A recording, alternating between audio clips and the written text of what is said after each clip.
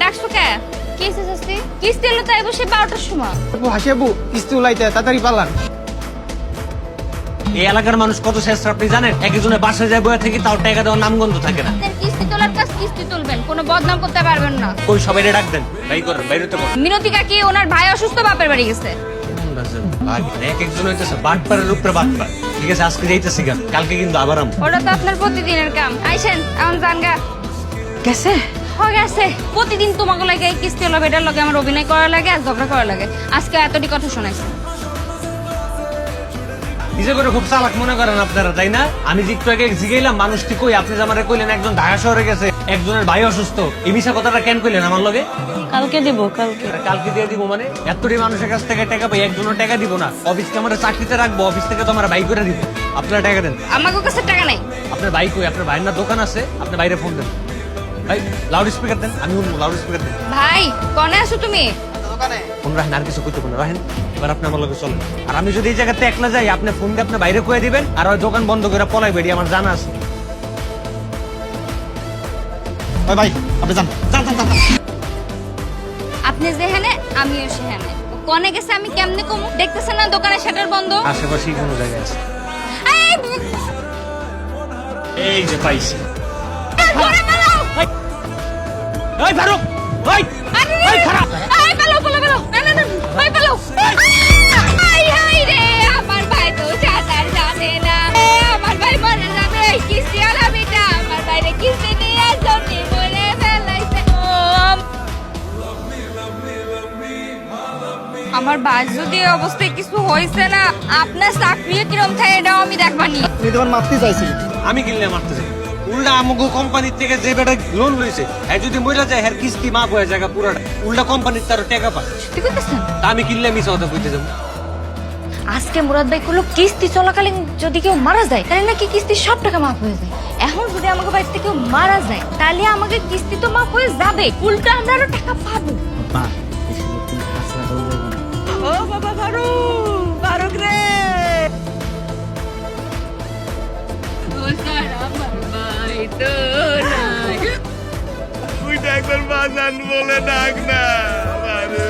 কিস্তি মাফ হয়ে গেছে মানে বুঝলাম না। কিস্তি তো আপনার বাবার নামে।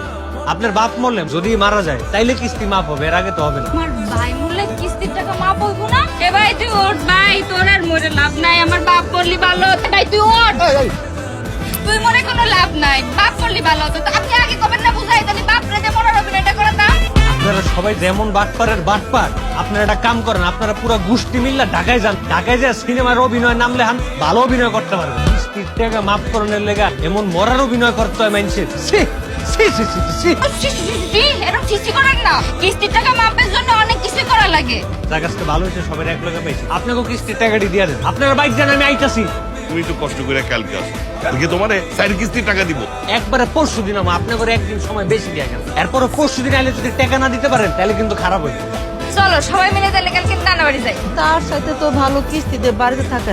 না না না, এত সহজে ওরা টাকা দেওয়া যাবে না। চলো কালকে সকালবেলায় ঘরে তালাটা ঝুলে আমরা কাইটে পড়ি যে যার মতো। আমার লোকে চালাকি করেন না। ওই যে আমার কাছ থেকে লোনের টাকা নিয়েছেন, ওই টাকা এখন শোধ করতে পারতেছেন না দেখে এই জায়গা থেকে পলাইতেছেন। আমি কি এটা বুঝি নাই? আমি তো এখন মিলাই লেছি, দুয়ে দুয়ে চাই যে আপনি মানবে। কত টাকা দেওয়া 3 সপ্তাহ হয়ে যায়, রানিং সপ্তাহের কিস্তিটা তো বাকি থাকে। আমার সামনের সপ্তাহের কিস্তি নিয়ে যেন কোনো ঝামেলা না হয়, আমি আগেই দিই।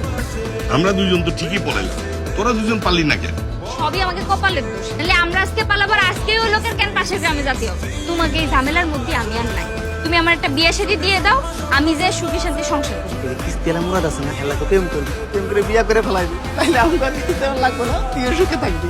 এরকম একটা জিনিস কিন্তু আমি আগে ভাবছিলাম। তবে যে পোলার লোকে আমি প্রতিদিন ঝগড়া করি তার লোকে আমি প্রেম করবো। ফারুক কিন্তু কথাটা খারাপ কয় নাই। ওনার লোক ভালো করে কথা কয়ে দেখতো ওরা রাজি নাকি। আচ্ছা ঠিক আছে।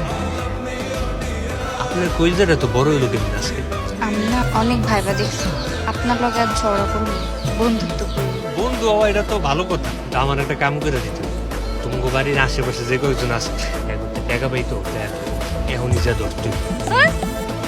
মিনতি কাকি এবারের মতো দিয়ে দাও। আমার ভাই কইছে আমার লগে যদি আপনার বিয়া হয় তাইলে নাকি আমরা বাইচে যাবো। কি একটা হাস্যকর কথা তাই না? আর যাই বাসার দিকে যাই একটু তেল হয়ে যাচ্ছে। হ্যাঁ চলেন জায়গা। ফারুক ভাই আপনি তোমার কাছ থেকে তো কোনো মতে কিস্তির টাকাটা তুলতে পারতেছি এর লেগে চিন্তা করছি তোমার বিয়ে করবো। আপনি সত্যি আমার বিয়ে করবেন? ভাই কখন আসে না আসে, ভিতরে যাই বসেন, আমি তাহলে চলে যাই। রাতের খাওয়ার দেখায় যান। বিয়ে করার আগে শ্বশুর বাড়িতে যাইতে খেলো। সপ্তাহ দিকে যা দিকে যা ভাই মুরাদ ভাই প্রত্যেকে বাড়া আমার বাড়িতে আমার বাপ মা নাই, আমার বোন একা, আমার বোনের লাগে তো আমি তুলটা আপনার লেগে বয়ে রয়েছি যে আপনি কখন আইবেন। ওই বাড়া বাড়িতে বাড়া ওই বাড়িতে বাড়িতে যা ওই কাজ ধর বাড়িতে। আপনারা সবাই তো অনুভব কিস্তি তুলে ওনারা চেনেন। ওনার লগে গতকাল রাতে একটা অবিচার করা হয়েছে। আমি আসলে ভাইয়ের উপর খুব রাগ করেছিলাম তো, এর লেগে ভাইয়ের সাথে কামটা করে ফেলাইছি। এটা আসলে আমার ঠিক হয় না। মুরাদ ভাই আসলে খুব ভালো মানুষ, আপনি আমার মাফ করে দিন। ক্ষমা করে দিলাম, কিন্তু আমি আজকে আরেকটা কথা আপনাকে সবার সামনে কইতে চাইতেছি। হাসিকে বিয়ে করতে চাই।